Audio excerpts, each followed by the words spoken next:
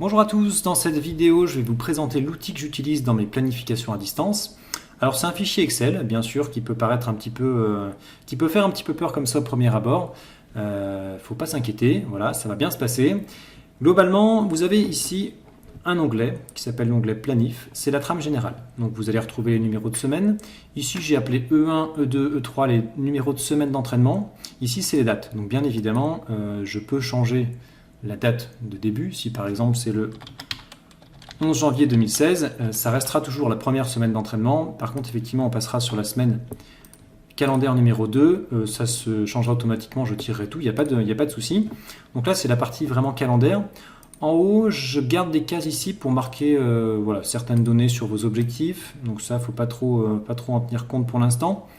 Ici, bien évidemment, toutes les méthodes que j'utilise en préparation physique. Alors, c'est une trame que j'utilise pour à peu près 90% des grimpeurs. Ça peut changer, notamment pour les compétiteurs. Il y a déjà de quoi faire. Donc c'est globalement, voilà, je n'utilise pas toutes les méthodes pour tous les grimpeurs. Mais en tout cas, déjà avec ça, on peut quand même bien s'amuser. Ici, vous avez à chaque fois un onglet pourcentage et le nombre de jours. Ça veut dire, par exemple, si je prends la méthode d'isométrie totale, si je marque une séance à 80% et je mets 2 jours, par exemple, dans la semaine, ça va s'inscrire automatiquement dans la semaine correspondante. J'ai déjà rempli des séances fictives juste ici. Donc là, j'ai mis une séance de stato à 100% avec une journée par semaine. Alors tout de suite, il ne faut pas vous inquiéter sur les pourcentages, il ne s'agit absolument pas de dire que là vous êtes à 100% de votre capacité physique, pas du tout. C'est une abréviation qui me permet moi de tenir compte à la fois du nombre de répétitions et du nombre de séries. À savoir 100%, ça pourrait être en fonction des méthodes, entre 3 et 6 répétitions et entre 3 et 6 séries par exemple. Donc forcément ça diminue. Donc ça, il ne faut pas en tenir compte, de toute façon je le détaille dans les séances après, dans les semaines.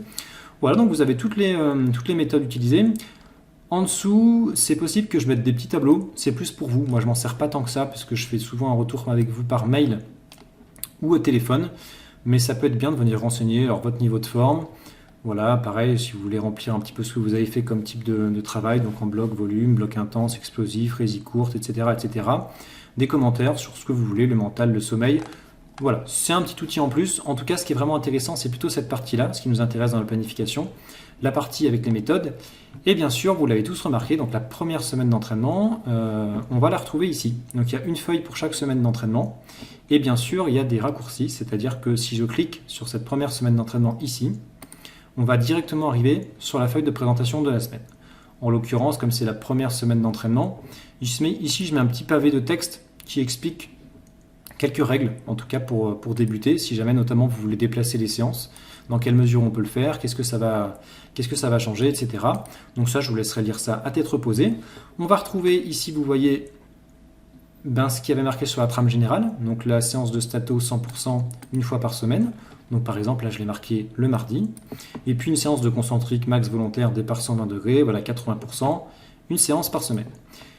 Ces deux séances sont détaillées ici, à savoir vous avez donc du coup pour la séance de stato par exemple, ça c'est marqué donc 6 séries de 6 répétitions enchaînées, avec des notions sur des repos, entre les répétitions, entre les séries, quelques petites remarques nécessaires. Voilà, et puis un lien qui vous emmène sur le site, notamment à la page précise de cette méthode.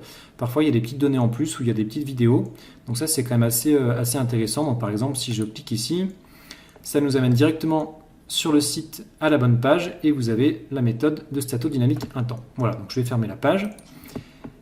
Dernier point, je peux marquer ici des remarques concernant la grimpe. C'est-à-dire que certains cycles,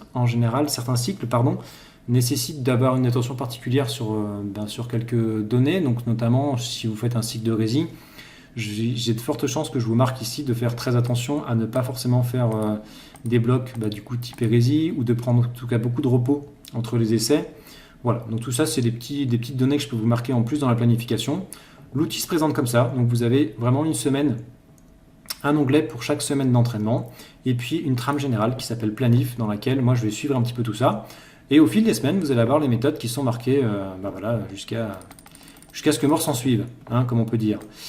J'espère que vous avez tout compris, en tout cas pour l'instant, et puis n'hésitez pas à me poser des questions si vous avez encore d'autres remarques, d'autres questions, et puis je vous dis à très bientôt. Merci, au revoir.